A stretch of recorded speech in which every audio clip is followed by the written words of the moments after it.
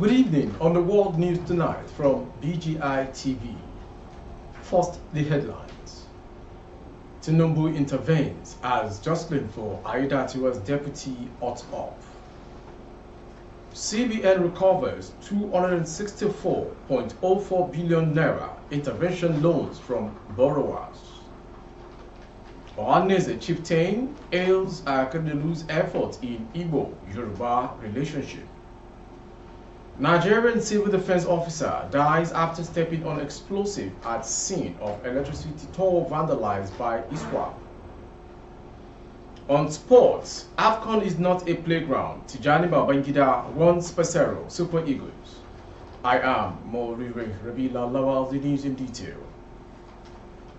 Barely 48 hours after taking the oath of office as a substantive governor of Ondo State, Lucky Aiyedatiwa may face another battle over the choice of his deputy as he prepares to hit the ground running. Indications emerge that Aiyedatiwa, who succeeded his principal, Rotimi Akeredolu, in office following his death, was already under pressure to name the deputy governor who would assist him with governance in the state. Information gathered that the choice of the deputy governor might be an uphill task for Aiyedatiwa considering his experience and that of those who stood by him, especially during the political crisis and bickering that led to his eventual emergence as the governor of Ondo State after Akeredolu's death. As the hot race began, impeccable sources revealed that Aiyedatiwa, who is still keeping his cards to his chest, might likely pick his deputy from the remaining members of the cabinet who are loyal to his cause during the move orchestrated by lawmakers of the assembly to remove him from office. More importantly is coming that the Commissioner for Energy and Water Resources, who is now being referred to as a star boy for exposing the cabals in the cabinet, was among the few members of the State Executive Council who refused to sign the vote of confidence passed on the late Akeredolu on November 16, 2023 by the Council. Also, already, the pushing for Ale as a deputy governor of the state claimed that the political equation in the state would still be balanced and serve as a compensation for Akeredolu, who could not complete his tenure before he died.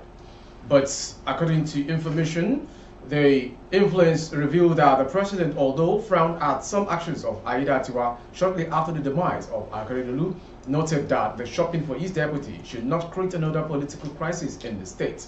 The shopping for who becomes the deputy governor obviously has begun, but President Tinubu has intervened now by summoning Aiyedatiwa to a private meeting in Lagos. The names rumored in the state are outside of cards of Tinubu as I speak with you.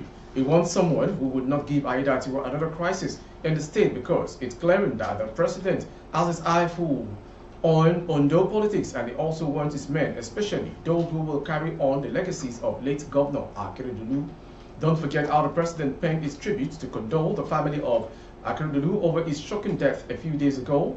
He actually asked Akeredolu in his heart, considering how the former governor stood tall and fought gallantly with the ruling APC, was also shopping for his presidential candidate in the presidential election, he said.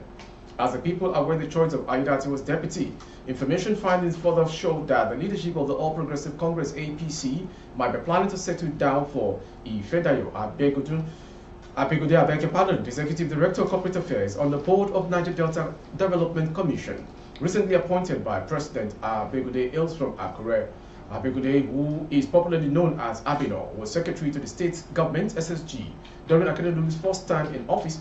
He, however, fell out with the former governor shortly after the primary and was not retained in office in the second term. The Central Bank of Nigeria, CBN, has recovered 264.04 billion naira from borrowers under its development financing programs in the first 6 months of 2023. According to the CBN's half-year economic report for the year, this was 27.4% higher than the 207.33 billion naira recovered in the same period of the previous year. The Apex Bank further noted that it reduced the pace of its intervention loans compared to the previous year. According to the bank, it released 331.33 billion naira in half quarter 2023, which marks as 35.43% decrease when compared to 513.13 billion naira funds released in the same period of the previous year.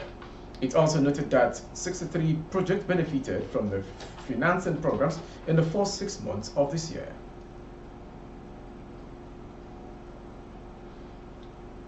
Okechukwu Izeguzo, a chieftain of the Apex Igbo Socio-Political Organization, Ohaneze Ndigbo, has mourned the late governor of Ondo State, Rotimi Akeredolu, former. In a statement, Izeguzo described Akeredolu as an exceptional in-law who fostered harmonious relationships between Igbos and the Yoruba hosts in the state during his tenure. He said this following the death of the former governor on Wednesday after battling leukemia and prostate cancer. Our thoughts and prayers are with his wife, Chief Mrs. Betty Anyanwu Akeredolu, as she grieves the loss of her beloved husband. Ohaneze fondly remembers Akeredolu as an exceptional in-law who fostered harmonious relationships between Ndigbo and the Yoruba hosts in Ondo State during his tenure. His commitment to creating a conducive atmosphere for all Nigerians, irrespective of tribe, religion, or state of origin, to reside and thrive in the state is commendable. Akeredolu was not only a nationalist but also a staunch advocate for restructuring, demonstrating his unwavering belief in a more equitable and just Nigeria. His legacy as a patriot will forever be cherished and remembered.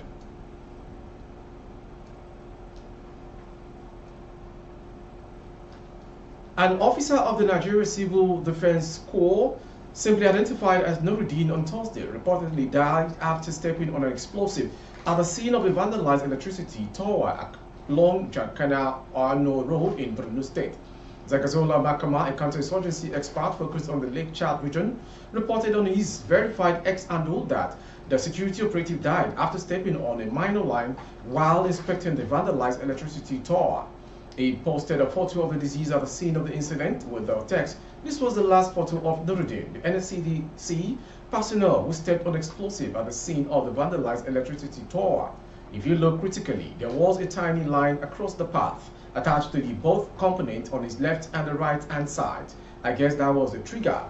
The Nigerian Civil Defense personnel, Nuruddin, will pay the supreme price as a result of the bomb explosion, which brought three power tower along Jakana in the early hours of Friday, he added. Meanwhile, Zagazola earlier reported how the Islamic State of West African province ISWAP terrorists reportedly destroyed the 330 kVA high-tension transmission line along Maiduguri-Damaturu Highway.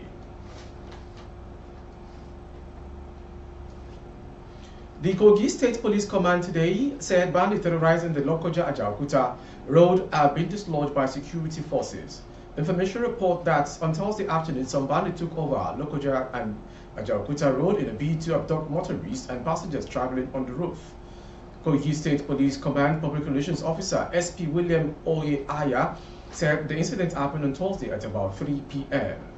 According to him, passengers traveling along Lokoja-Ajaokuta Road were hinted by a good Samaritan that some bandits are taking over the road, waiting to kidnap travelers. He said the travelers quickly moved to the closest town to avoid being kidnapped and made a distress call to the police command. When the information got to the command, the State Commissioner of Police, CP Bertrand Onoa, quickly dispatched rapid response unit to the area, who subsequently dislodged the criminals. He further disclosed that no passenger was kidnapped due to the quick response of the unit, adding that the road was finally opened for motorists. Police parade 38 suspected criminals day before New Year, recover arms, ammunition, and local charms in Oyo. The police have paraded 38 suspects arrested for various crimes, including armed robbery, kidnapping, and other vices at different locations in Oyo State. The suspects were showcased before the press at the State Command in Eleyele, Ibadan on Friday. The state's police public relations officer, Adewale Oyefeso, stated that items such as guns, non-dispense cartridges, and other dangerous weapons were recovered at the point of arrest. You are watching the World News. Next to come. The Federal Road Safety Corps Ogun Command said a truck did an act to a woman at Dalemo area on Lagos-Abegunde Expressway on Thursday. Anthony Uja, Ogun Sector Commander of the FRSC, who confirmed the incident, said that on Friday in Ota, the accident occurred at about 11 p.m. Uga explained that a truck with registration number XA354WDP and two persons were involved in the accident. The sector commander said the truck lost control due to excessive speeding and hit a female adult standing beside the road, resulting to the death of the victim. The FRSC boards implored drivers against reckless driving and always conduct a routine check on their vehicles to ensure that the brake system were functional before putting them on the road. Uga, however, commiserated with the family of the deceased and prayed that God would grant them the fortitude to bear the loss. Moving on to the foreign story.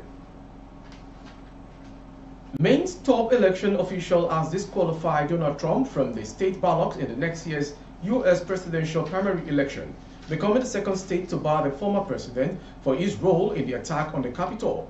Maine Secretary of State Shana Bellows, a Democrat, concluded that Trump, the front-runner of the Republican nomination in 2024, incited an insurrection when he spread false claims about voters' fraud in 2020 election and then urged supporters to stop the vote being certified.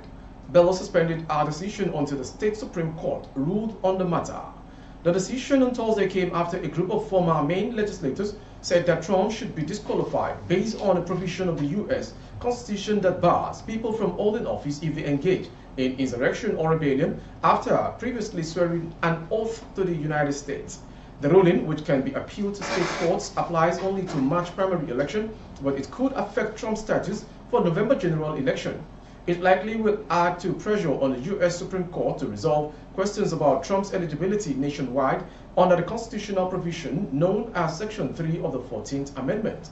Trump has been for his role in trying to overturn the 2020 election, but he has not been charged with insurrection related to the 6th January attack.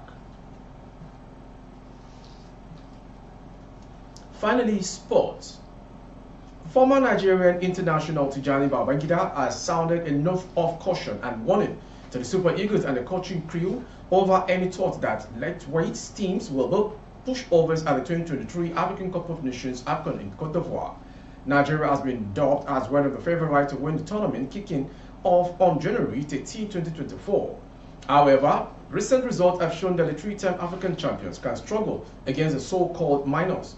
The Eagles suffered a 1-0 defeat to Guinea-Bissau during the 2023 AFCON qualifiers at the Moshood Abiola National Stadium in Abuja earlier this year before exacting revenge in the return leg. The country, which missed out of the 2022 FIFA World Cup in Qatar after losing the playoff to Ghana on the away goal rules, also not begun their campaign to reach the United States, Canada and Mexico as expected. They had to come from behind against Lesotho at the Godswill Akpabio Stadium in Uyo and against Zimbabwe at the neutral ground in Rwanda. The results have left the Eagles in third place in Group C of the 2026 FIFA World Cup qualifiers after 2 matches. In an interview with a radio station, a gold medalist in the football at the Atlanta Olympic Games won the Super Eagles against underrating any team. He stressed that the national team, who in the past few years considered minors, have greatly improved. The former Ajax Amsterdam star stated that the level of competitiveness of the competition in 2023 requires the selection of the right players. With that sports story, we've come to the end of today's world news. Before we go, some headlines. Tinubu intervenes as Jostling for Aiyedatiwa'S deputy hot up. CBN recovers 264.04 billion naira intervention loans from borrowers. Ohaneze chieftain hails Akeredolu's efforts in Igbo-Yoruba relationship. Nigerian civil defense officer dies after stepping on explosive at scene of electricity tower vandalized by ISWAP. On sports, AFCON is not a playground. Tijani Babangida warns Pesero Super Eagles. For update of our broadcast on YouTube, our handle is Baba Bagide Imo Television. Kindly subscribe and click on the notification bell. Select option all to access all of our broadcasts. On Facebook, Bagide Imo with Alawiji Adebayo. Please like and follow the page. For advert placement, if goods and services, coverage of events and function, please dial the phone number streaming on the screen. Thank you for watching. Jumat Mufida to all faithful Muslims all around the world. As we celebrate the last Friday in the year 2023, may it never be the last in our lifetime. And I'm praying for a prosperous year 2024 for every one of us around the world. I am Moriri Rabila Lawa. Good evening.